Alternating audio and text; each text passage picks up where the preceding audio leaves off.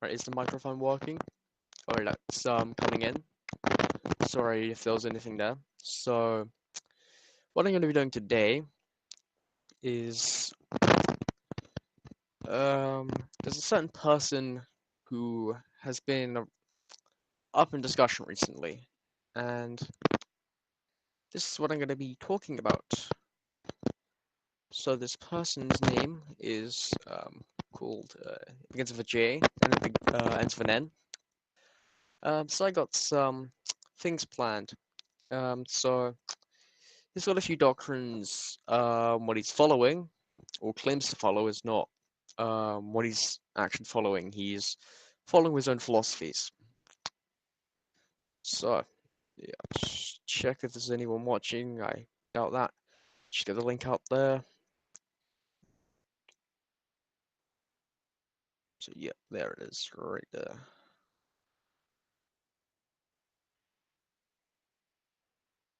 Alright, anyway, I don't have too much time to get through all this, and I'll split it up. So the first thing I'm going to be talking about is there's something he preaches which is called geometry. So what he tends to do is he goes, science, mathematics, geometry. Well, one thing Jude has probably not heard of is the Freemasonic liberal arts or sciences.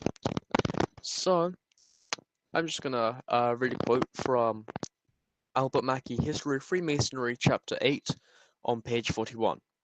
So, first, enumerating and defining the 7 liberal arts and sciences, geometry is placed as the 5th. The which science, says the legend, is called masonry. Now, that doctrine, that masonry and geometry are identical sciences, has been held from the time of the earliest records to the present day by all operative masons who preceded the 18th century, as well as speculative masons after that period. So this is real history here, and this is saying that geometry is masonry. And if you actually look into it, it was founded by Jubal, Jabal, yeah, it was Jabal, who was one of the sons of Lamech, and we can find this in one of their later manuscripts, the Alnwick manuscript, which is from the early 18th century. And also we have the G of Freemasonry, which, if you know a thing or two about that, actually comes, it means geometer. Well, they changed their definition supposedly.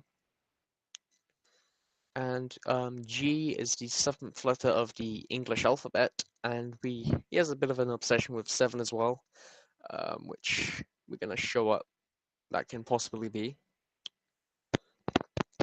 So this is first, it's a pretty simple point about his what he does and teaches. But now we're going to go on to the very big one. So, Judah Natzarah's Star of David or Shield of David, even though we read in the Psalms, Psalm 3 and 3. I'll just quickly get that one up.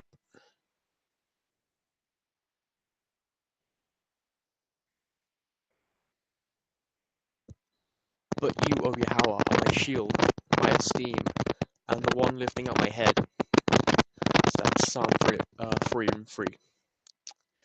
So it's not found anywhere in the Torah and Prophets or the New Testament or the Talmud or even the Church Fathers.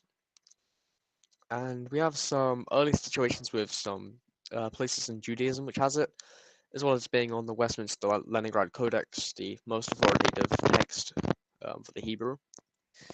And it didn't really start showing later until it was used by Kabbalists. And it's also said that Mayor Amschel Rothschild had hung a hexagram outside of his house that was red, hence the name Rothschild, or Red Shield in German.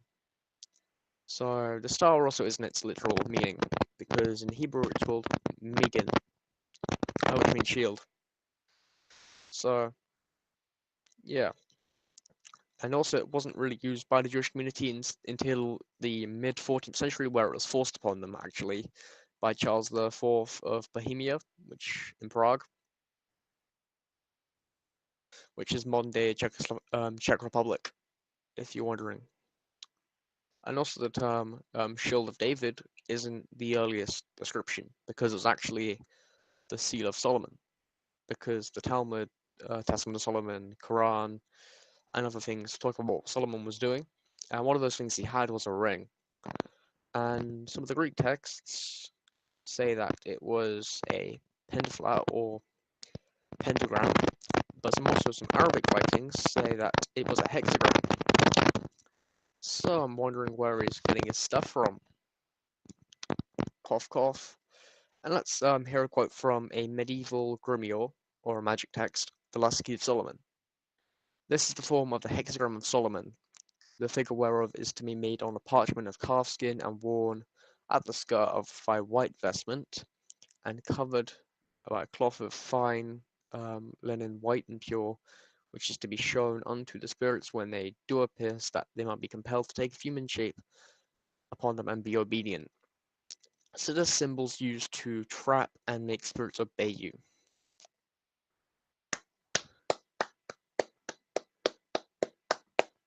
Anyway, so Judah's beloved Freemasons also say this. So from the Encyclopedia of Freemasonry, the interlacing triangles or delta symbols, the union of two principles or forces in the active and passive, male and female, pervading the universe, two triangles, one white, one black, interlacing and typically mingled of apparent opposites in nature. Darkness and light, error and truth, ignorance and wisdom, evil and good, throughout human life. So this is about duality. This is not about anything else, really. And we also find images in the Masonic Lodge of these stars. You can look these up. The image out of my screen is a bit too small to really share. So we also have a hexagram in the Hindi belief. So it's also called the Star of the Golka or the Shatkona. So it's the symbol female deity known as Sanat Kumara, and known by many other names. A six-pointed star is two interlocking triangles. The upper stands for Shiva, Purusha, and fire, and the lower stands for Parakti and water. The union gives birth to Sanat Kumara, whose sacred number is 6. And we also find this within the elemental symbols within occultic rituals. You have the upper triangle for fire and the lower triangle for water. And then you also get air and earth as well, which have similar symbols. And just to do a quick screen share on some of these images, I'll just show them to you. Where is screen share? Alright, so that's the Masonic Lodge I have. And also, this is the Shaktoni, the Hindu. You can clearly see the star behind there. And also, it might not be very clear, but we have the six-pointed star on the Sumerian as well. So, do we think this is a righteous symbol? Or what is it? I just wonder. But anyway, let's carry on with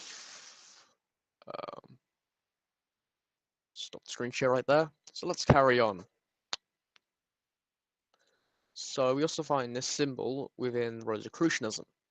So an example of this is we have a book by themselves called Secret Symbols of Rosicrucians of the 16th and 17th centuries, and it contains various symbols. So I have a link right here, which when this Google Docs is lagging out. So yeah, I'm just gonna find some good examples on here. All right, of the star. because this is a genuine Rosicrucian work. So what Rosicrucianism is, if you don't know, it's a mix of um, Christian, Kabbalist, and Hermetic beliefs into one system. So you'll often see the Christian element. Also, you get the astrology, the symbolism, as well as the Kabbalah. Alright, should be good to share my screen again. Alright, so, secret symbols of the Rosicrucians. So, the tree of good, of the knowledge of good and evil. So we have the star here of E. I think that's referring to Deus, which is God in Latin. We have some 6-pointed stars here, and quote unquote, I am the Alpha and the Omega, the beginning of the end, saith the Lord. God liveth in a sight, since no one can come to him or near him. So this is a mix of various passages, and we see 6-pointed star, various triangles, and they take our father's name, which is quite brutally there.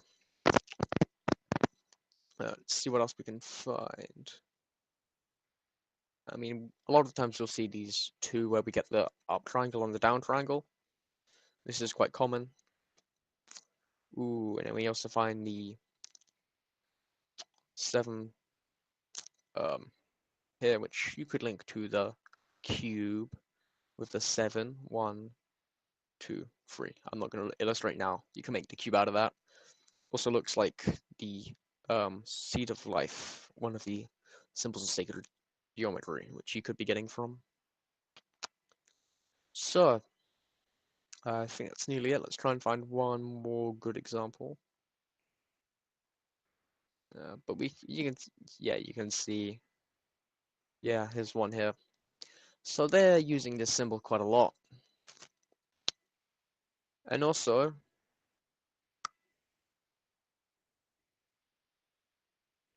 alright, so we have the Theosophists as well. So they have a combined symbol of the Ankh, the Ouroboros, the swastika, and the Orm. And they also have the star. And also Thelma likes to use them as well.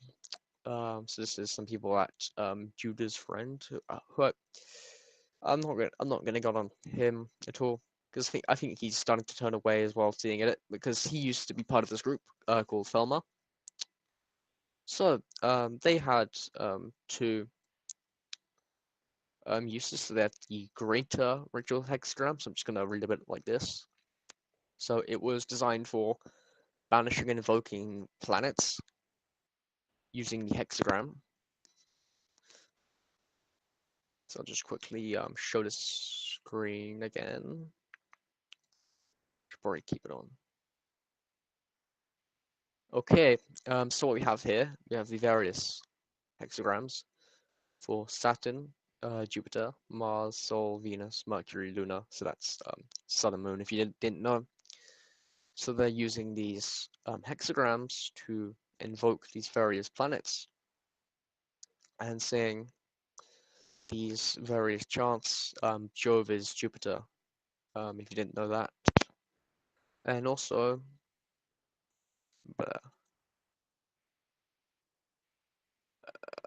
what am I, let's open this one.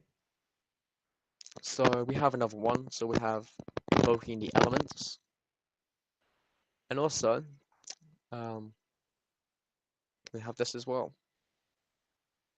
So we have this ritual which involves Inri, which, if you didn't know, stands for Jesus Natzarah Rex Iudus, which means Jesus Christ, King of the Jews.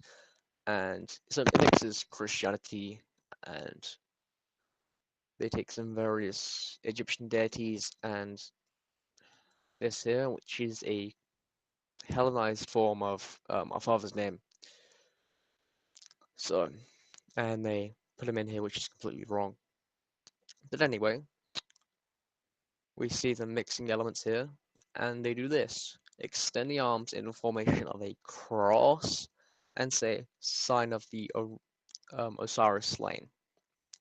And also he teaches the cross, which falls into the cube of righteousness, which is what a lot of New Agers will teach, and also a lot of people will show with it coming into the cube, the black cube of Saturn.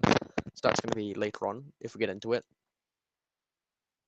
Okay, I can probably turn the screen share off now. So, is there anyone in the chat? I'll just check that before we get on to the temple. Yeah, gotta use my iPad to get on the chat.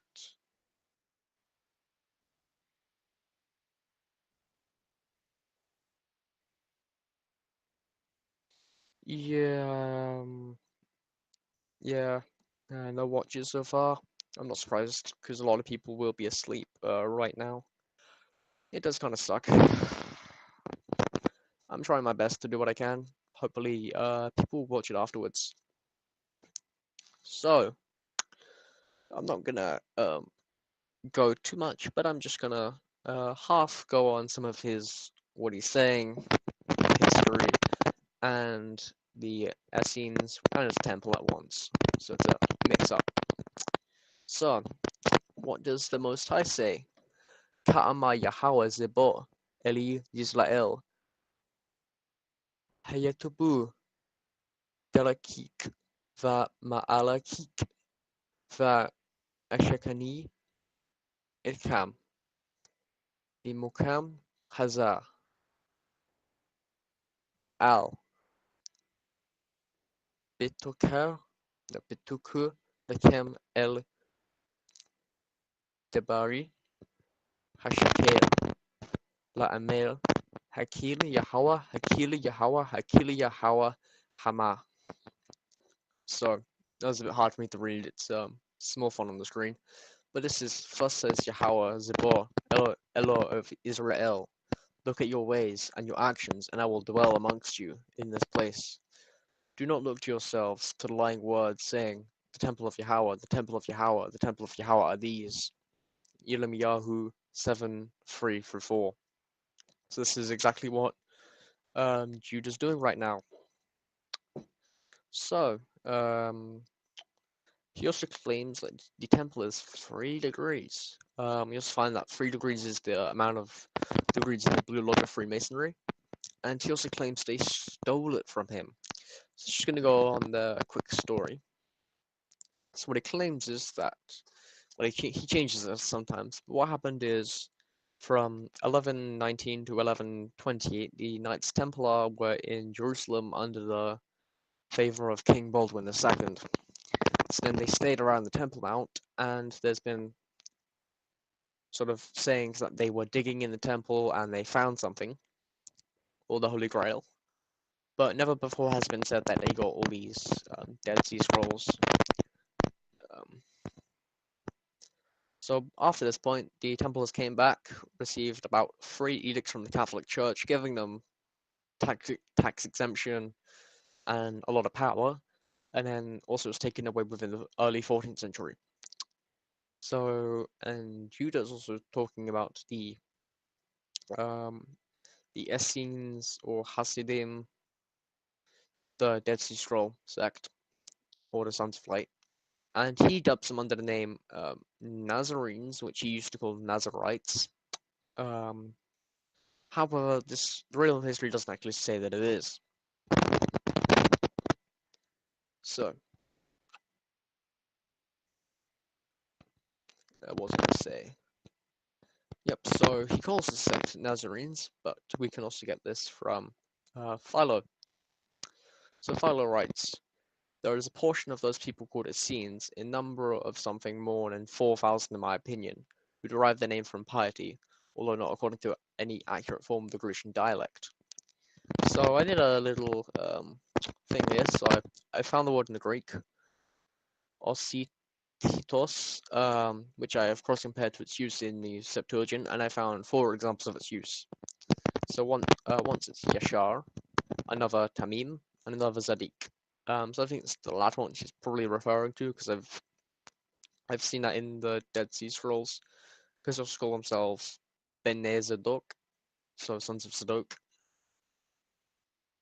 and they use a bunch of titles like the Poor, Sons of Light, the Yahad, Man of Holiness, never Natzarah, which is the proper name using the actual Hebrew grammar, which is actually in Hebrew documents.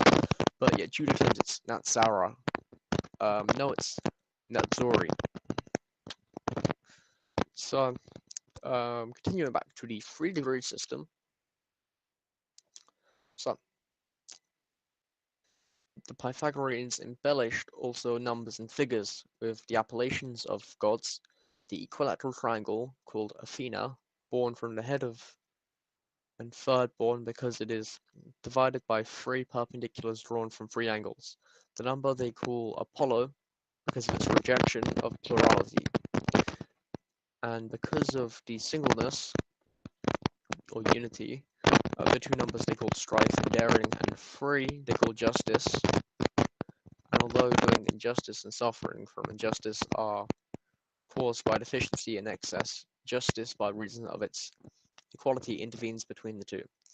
The so-called sacred quatron, the number 36, is so famed of the mightiest of oaths, which has been given the name of the world since it made up the first 4 numbers, and the first 4 odd numbers were added together. So I would agree that's pretty hard to catch, but they embellish various numbers, and one of them being the equilateral triangle, or 3. And this is in the ISD Ed Osiris, which is on Isis and Osiris from Plutarch 75. And interestingly, we find that this is from Josephus. The Essenes also, as we call a sect of our own, were excluded from this imposition. These men live in the same kind as those whom the Greeks call Pythagoreans, concerning whom I shall discourse more fully elsewhere. We also find that nor did I content myself by these trials only, but when I was informed that one of those whose name Banus lived in the desert and used no other clothing than what grew upon trees, and had no food other than what grew upon its own accord, and bathed himself in cold water frequently, both day and night, in order to preserve his chastity. So we find this feature as well, and I have read it. I've forgotten the reference completely, but basically this is something the Pythagoreans that they did as well. They only wore plant material, and they were also vegetarians, as some later writers have claimed. And also, I have found a good website which links some of the singularities to what was written by Iamblichus about Pythagoras. So I'll just do another screen share now. Yeah, screen share button. Okay. So Pythagoras and the Nazarenes, Pythagorean connection to Mount Carmel. So let's get to here. So here's some of the parallels. Let's find some good ones. The god should be honored at all times, exalting him with praises, clothed in white garments, and keeping one's body chaste. And this is what Josephus wrote in the war.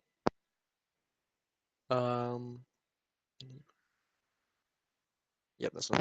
He prohibited the eating of animals, and he wished to accustom men to a simplicity of life so that their food should be easily procurable. And if they ate only such things as required no fire to cook them, they drank plain water. For this diet they would derive health of body and intellect. So they do not offer animal sacrifices, judging it more fitting to render their minds truly holy, which is from Philo. And also Josephus writes that the Essenes were living up to 100 years old because their diet was so basic. See if there's any other good ones here.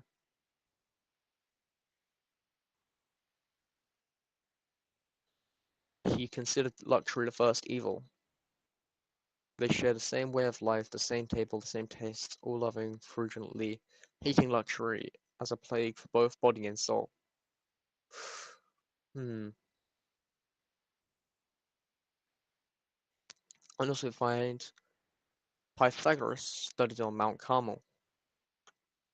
Hmm. And there's been some links between the Essenes and a Mount Carmel sect.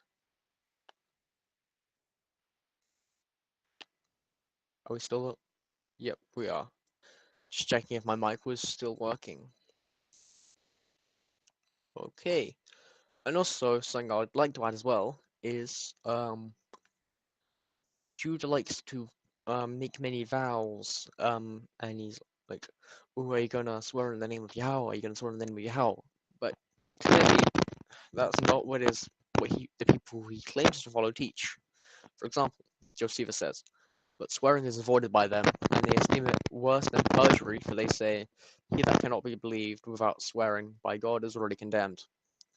Josephus was of the Jew. Sorry, Josephus Wars of the Jews 2:8 and 6, and also from the Damascus document.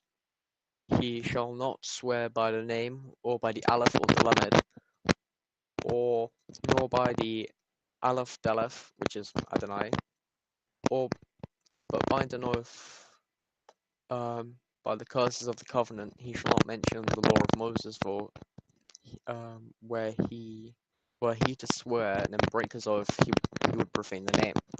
So we have both references here, and from the New Testament.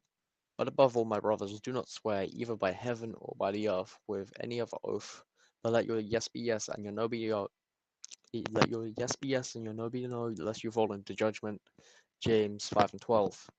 And I say to you, do not swear at all either by heaven, for it is the throne of God. Matthew 5:34. But we also get from Jeremiah. When you swear, K Yahweh in truth, in judgment, and in righteousness, and nations will bless him, and in him they will praise.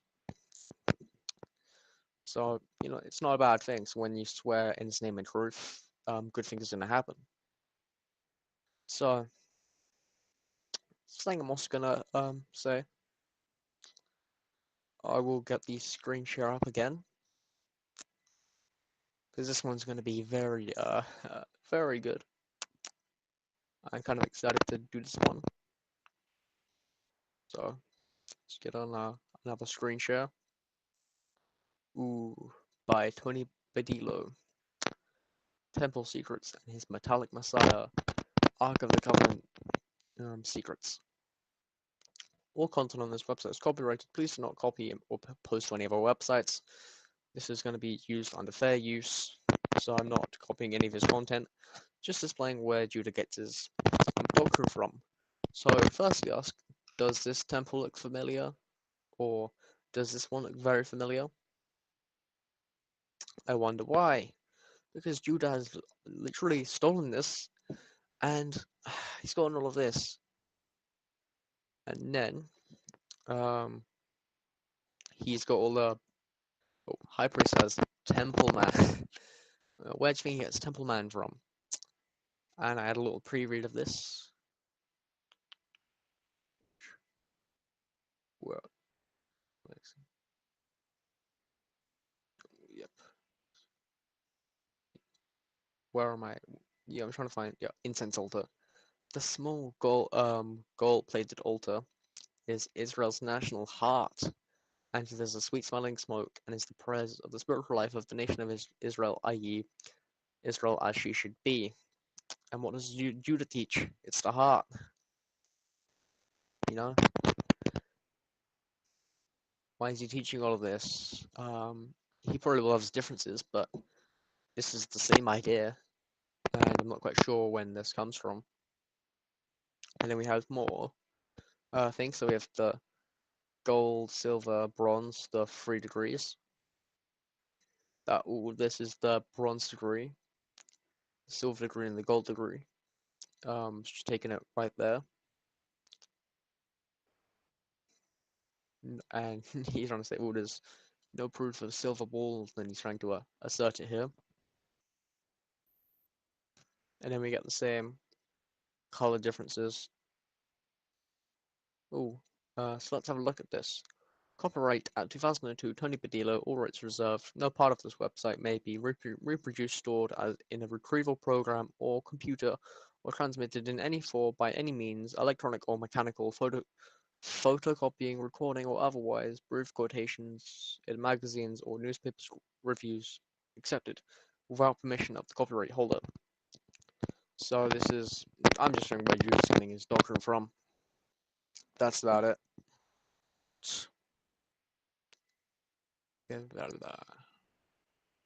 Stop that one there. So made good progress.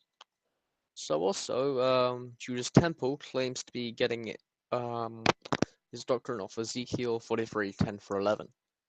And you, Son of Man, describe to the house of Israel the temple and its appearance and its plans, that they may be ashamed of their iniquities. Yet Judas Temple, based off Tony Padillo's, has Yakin and Boaz. And then on Ezekiel's temple, you can read that Ezekiel 40 through 43, I think, where they have the design. There's nothing in there. Nothing in there. And you can go look at it all you like, but it just isn't there. So I'm going to get on to something which I feel is going to be very hard-hitting. So, one of the things that is taught is 7 angels. So this is going to be a bit of long quote reading. So, I didn't originally plan for this, but it came to attention on a live stream. So, now I'm going to go for the full quote. So this is Origen against Celsus, 3rd century.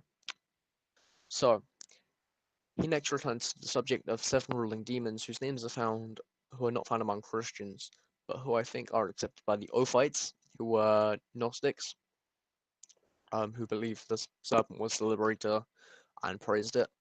Right, so we found indeed that in the diagram, which on their account we produced, a site of the same order laid down as Celsus has given.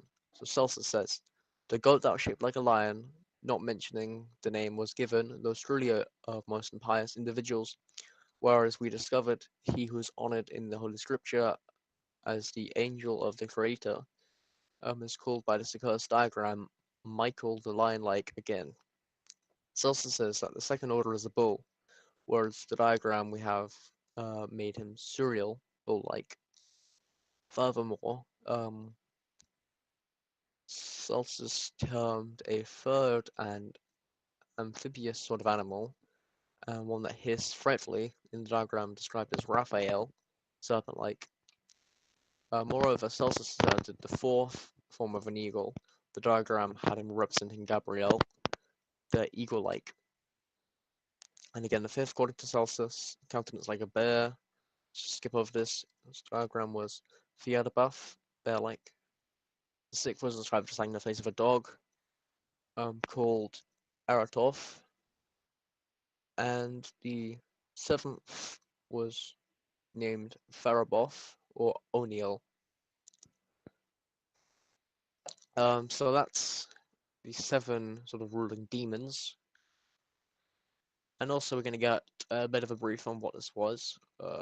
We can find this in Irenaeus. Oops, I forgot to go. So I'll just get quite a few. So we get more enhancing out from Irenaeus. Or if it's a very similar tradition in Against Heresies, Book 1, Chapter 30, Part 5. Bear with me a second while I get that up. Okay, so I have given names to several persons in the system of falsehood. He who was first the descendant of the mother is called Aldaboth. So next descended from him is called Io. The second is Saboth. The fourth is named Adonias. The fifth, Elios. The sixth, Aureus. And the seventh and last of all, Astanphaeus. So we also get this system of 7 rulers. Some of them they did derive from our scriptures and falsely called it, but I'm just showing where these 7 demons come from. And something more I could add is we have these 7 sages, which comes from various Hindu, Sumerian, and Rosicrucian traditions. So here's a list from a tablet from about the not third, 2nd century BC. During the reign of Ealu, Adapter was sage, next one. Uaduga was sage, and it carries on with a few names. So there's 7 pre-flood sages in this tradition, and again we find similar in Hindi and Rosicrucian traditions relating to Atlantis. So this is all this is not good stuff from the Torah and the prophets. This is stuff from pagan religions. And also his adapter.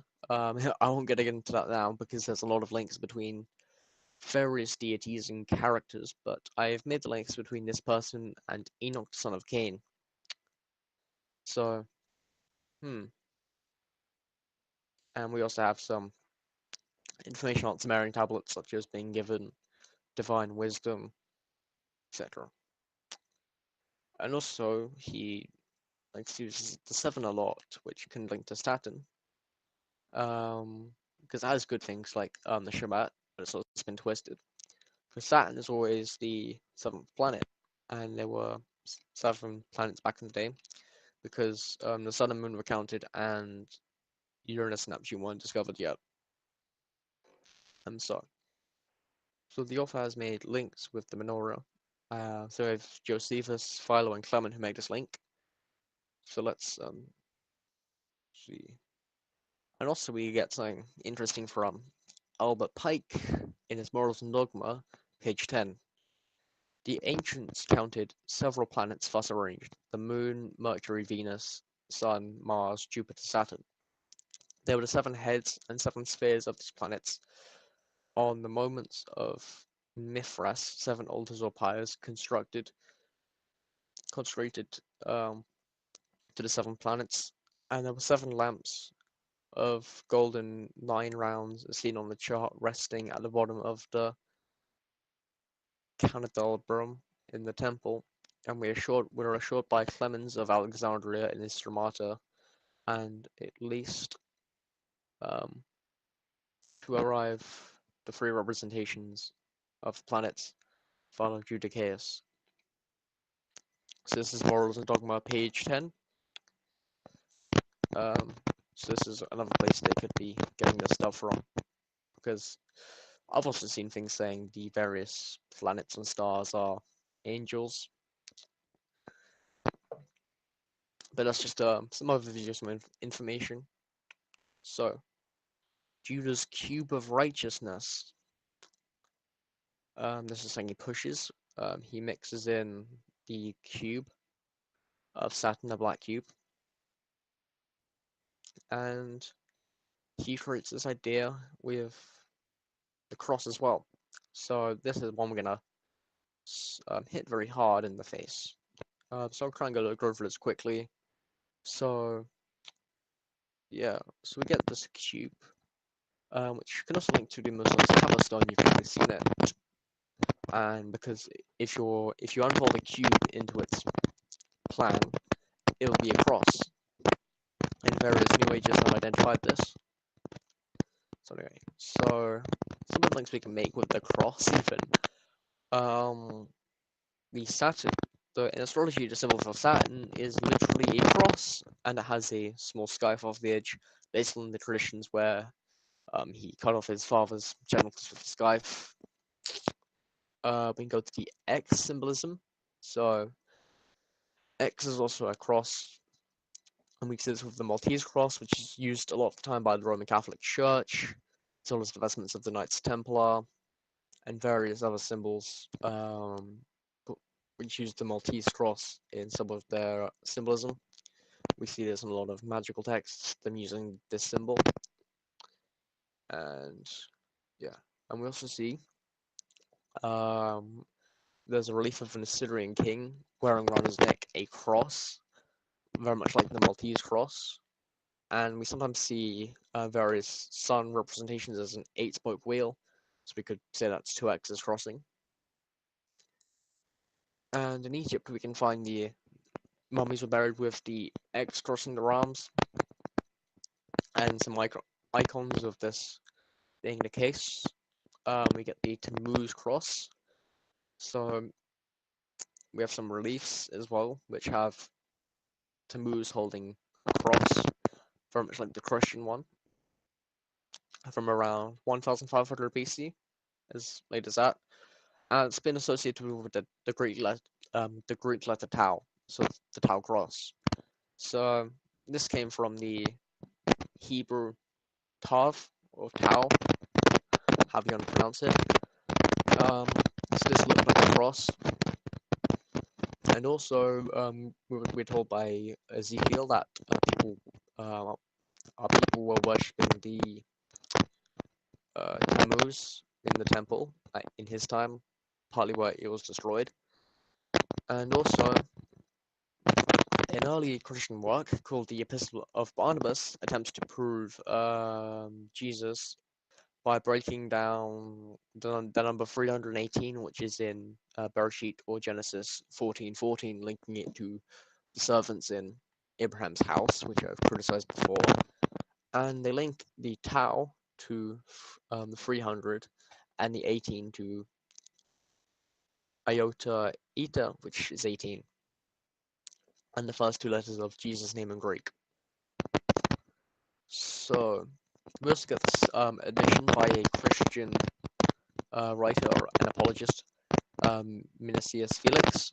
So crosses we neither worship nor wish for indeed, who grants great war. I'll get to the actual point. For your victory trophies are not only imitate the appearance of a simple cross, but also that of a man affixed to it. We assuredly see the design of the cross naturally in the ship when it is carried along with swelling sails, when it glides forward and expands with oars, and when a military yoke is lifted up the sign of a cross, and when a man adores God with a pure mind, with hands outstretched. Thus the sign of the cross is either sustained by natural reason or your own religion is formed with respect to it. So these pagans were using the cross as well. This is not a symbol exclusive to the New Testament. Sorry about that. Doing all the speaking makes me unthirsty. Do we still have the sound? Yes, it appears we do. And this is Octavius chapter 29. So I think also did the cross that he was actually crucified on, was it a cross or a stake? Because the Greek isn't clear. We only get things like the Latin saying crux when that's not what the Greek says, which says stratos, which refers to a wooden beam, not a nicely made crucifix. And also because Judea was lacking wood. I mean, we see with the temple, they had to import the wood from Lebanon. So would the Romans expend expensive material in the area to make a nice cross for the people that were just trying to harshly punish and make an example of, or if they just make a really improvised method, like stake to get them on? Because it could be like the Jehovah's Witnesses say, it could be a bit different, but it probably is not the classic example you've seen. So I'm just gonna do another screen share to show something. Show this. All right. So we also see on the north pole of Saturn we have this cube symbol, which is nicely illustrated with a green cube. And we also see the Kaaba stone in Mecca. Nice black cube there. And carrying on. So we also have, cutting this to another box called Pandora's box, which is probably a cube. So this was sent with Pandora, whose curiosity in an opened box, and all evils were released on the world. This can be linked with the fruit of good and evil, which you're not supposed to eat. or it could be seen as the knowledge brought by Prometheus, who I've linked to Azazel, or Azazel, as some might know him better by. So there's some parallels, such as they took knowledge men were not supposed to have. These both actions resulted in men's sins, both actions caused a flood, and both had various offspring. Um, and also, Judah owns two Masonic encyclopedias, but he obviously doesn't read much else. For example, we find in Morals and Dogma, chapter, yeah, no, not chapter, page 5. Sorry, the images were a bit distracting. So we're gonna do hopefully a final screen share. Hoping to wrap this up in quite soon. So what we have here in Morals and Dogma is a nice cube. So we have 3 visible faces, 9 external lines drawn between 7 points. The complete cube has 3 more faces, making 6, 3 more lines making it 12, 1 more point making it 8, and also the number 12 includes sacred numbers 3, 5, and 7, and 3 times 3, or 9, is produced by adding the sacred number 3 to 9. While its own 2 figures 1 and 2 are monad or duad, added together to get the same sacred number 3, and it was called the perfect number, and because the cube, because of the perfection produced by the force, acting by rule, hammered in accordance. So we also see 9 being a sacred number, which he flashes on his spinning stars. In some of his videos, because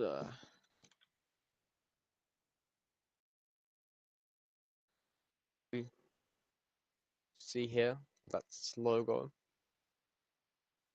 with the star and the 9, and then we see some explanation here of this is the ashlar, or yeah, the perfect ashlar, cubical stone, symbol of perfection in the state of rulers deriving their powers from consent of the government, constitutional, speaking the will of its people, the government harmonious, symmetrical, yeah, blah blah blah.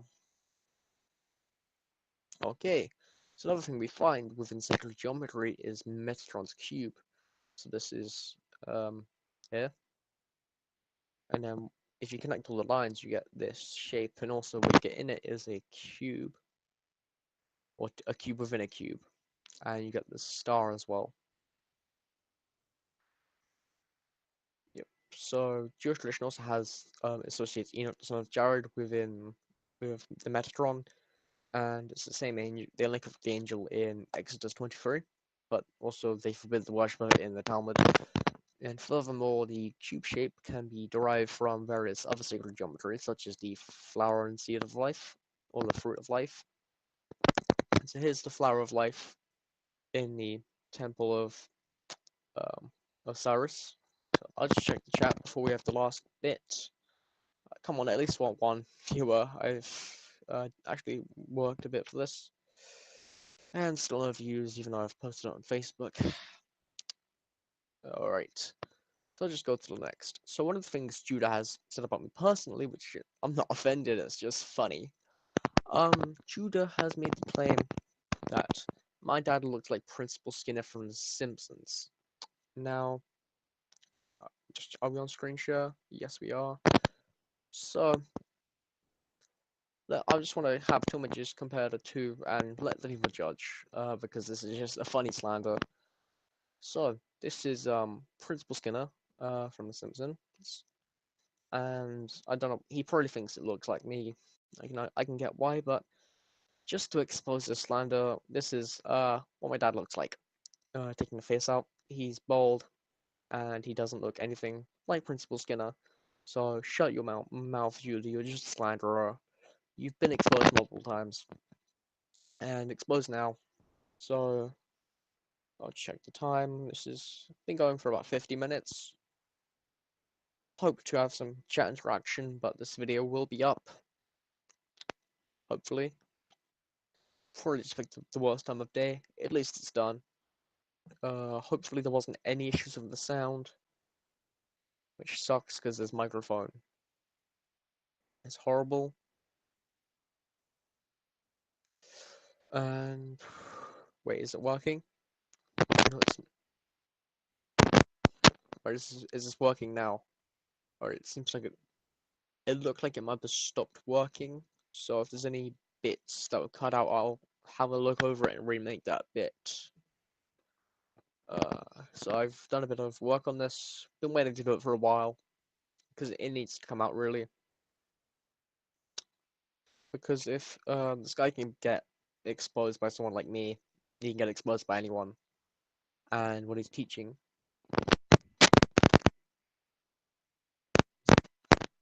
So